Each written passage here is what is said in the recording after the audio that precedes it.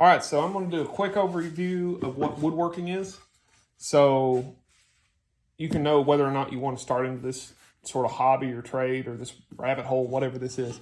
So woodworking, basic, we're dimensioning wood, making the material into whatever shape we need it in order to make a finalized piece, whether that's a table, a desk, a box, furniture, pretty much any kind of furniture is made with wood in mind, dimensioned in whatever ways that you need it to be.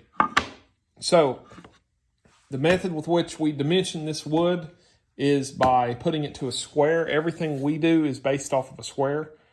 When you get into the advanced realms, you can do one-to-one dimensional drawings and carvings and all these amazing things, but most people, they do squares. So in order to do a square, you have to have a reference. So this is a carpenter square, basically, not a carpenter square, it's just a square. This is a method with which you can reference your square piece. If you put this together, you can see it's sort of gapped, even though, if you put it against there, it's small, but sort of over-exaggerate, it looks like this. This piece isn't in dimension. You also have to take into account these faces. This face of the board has to reference this face, has to reference this face, has to reference that face.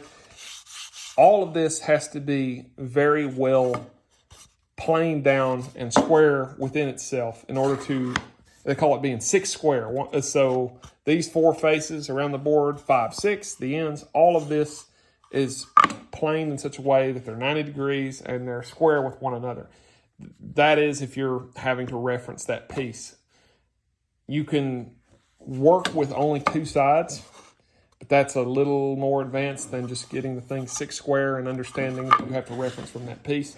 But that is pretty much the primary trade. The whole deal of woodworking is dimensioning and manipulating this wooden material into what we need it to do.